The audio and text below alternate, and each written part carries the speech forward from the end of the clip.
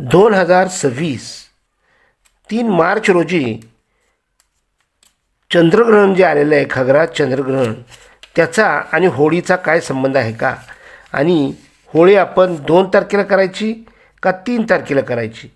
होलिका जी हुताशनी पौर्णिमा आहे ती आपण 2 तारखेला करायची का 3 तारखेला करायची, याविषयीची माहिती मी तुम्हाला या व्हिडिओमध्ये देणार आहे. सगळ्यात महत्त्वाचं जे असतं ती पौर्णिमा तिथी, हुताशनी पौर्णिमा जी आहे ती ह्यावेळेस 2 दिवस आलेले आहे.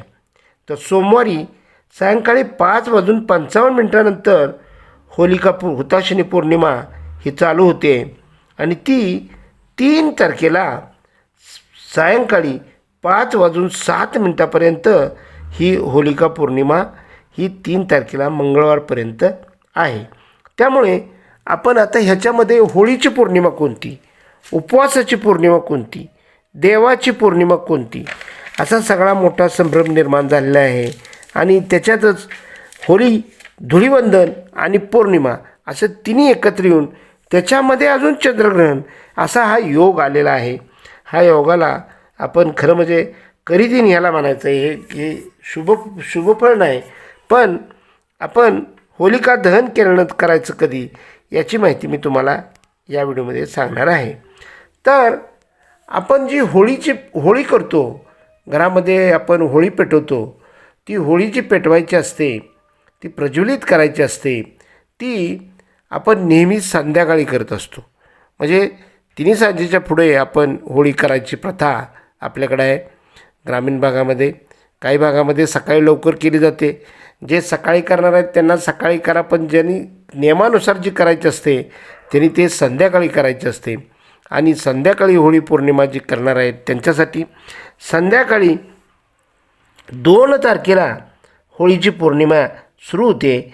ती 5:55 5:55 पुढे आपण होळी ही साजरी करायची आहे.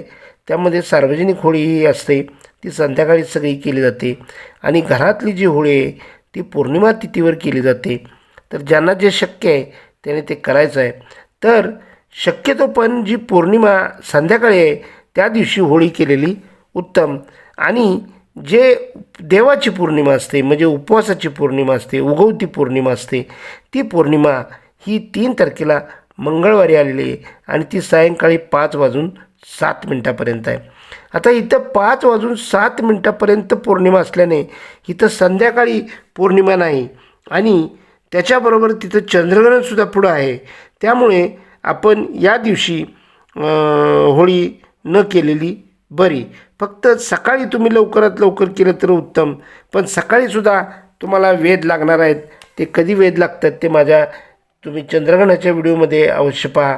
तर ते सकाळीसुद्धा तुम्हाला वेध लागल्यामुळं पौर्णिमा तिथी असली तरीसुद्धा तो एक करीदिन म्हणून आपल्याला करावा लागणार आहे. आणि अशा प्रकारे त्याच दिवशी धुळीवंदनसुद्धा आहे. तर धुळीवंदन म्हणजे धुळवड साजरा करणाऱ्या लोकांनीसुद्धा ग्रहण झाल्यानंतर म्हणजे सायंकाळी 6:48 आंघोळ करून मग आपण ह्या धुळीवंदनाची तयारी केली तर चालेल. धुळवड जी आपण साजरी करणार असतो ती करायची आहे. आणि अशा प्रकारे आपण ह्या 2 आणि 3 तारखेला ही पौर्णिमा तिथी आल्यामुळे मोठा संभ्रम निर्माण झालेला आहे. आणि त्याचबरोबर हे 3 सण एकत्र आल्यामुळे धुळीवंदन आलं आहे, त्याचबरोबर होलिका दहन आले आणि पौर्णिमा तिथी आहे आणि शिवाय त्यामध्ये चंद्रग्रहण आहे. असा एक आगळीक वेळ यावेळी जुळून आलेला आहे. आणि अशा वेळी आपण शक्यतो या वेळेत काही न केलेलं चांगलं. हा करीदिन म्हणून आपण साजरा करायचा आहे, कारण करीदिनला आपण कोणतंही शुभकार्य करत नाही. त्यामुळे आपण ह्या दिवशी 3 तारखेला कोणतंही कार्य न केलेलं बरं. सकाळी जरी तुम्हाला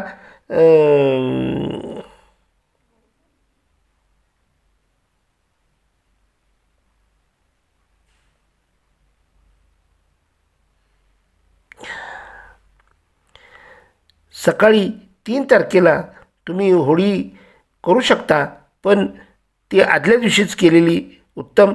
ती सायंकाळी 5:55 पौर्णिमा तिथी सुरू होते त्यामुळं सोमवारी 2 तारखेला आपण होलिका पौर्णिमा करायचे आणि नंतर मग आपण 3 तारखेला हे जे म्हणजे उपवास करणारे पौर्णिमेचे उपवास करणारे लोक आहेत त्यांनी उपवास करा.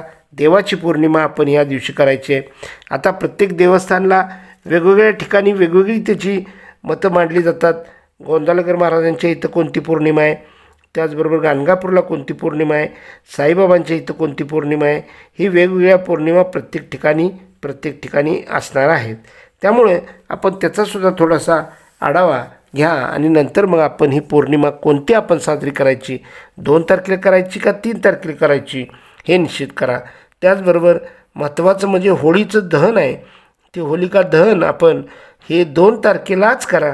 3 तारखेला हे सगळे एकत्रही आल्यामुळे धुलिवंदन, चंद्रग्रहण, पौर्णिमा हे सगळं एकत्र आल्यामुळे त्यामुळे ते करणं अशुभ आहे. त्यामुळं आपण त्या दिवशी कोणतंही कार्य न करता आपण फक्त चंद्रग्रहण आहे आणि ह्या चंद्रग्रहणाच्या दिवशी आपण त्याची जे काय महत्त्व आहे ते महत्त्व त्याची माहिती, चंद्रग्रहण कधी आहे, किती वाजेपर्यंत आहे, त्याचा माझा व्हिडिओ मी टाकलेला आहे. तो व्हिडिओसुद्धा अवश्य पहा आणि त्यामध्ये सुतक गर्भवती स्त्रियांनी सुतक किती वेळ कधी पाळायचं आहे हे महत्त्वाचं मी सांगितलेलं आहे, ते सुद्धा तुम्ही अवश्य पहा. तर अशा प्रकारे ही माहिती तुम्हाला जर आवडली असेल तर लाईक करा, कमेंट करा आणि माझ्या चॅनलला सबस्क्राईब करा. धन्यवाद.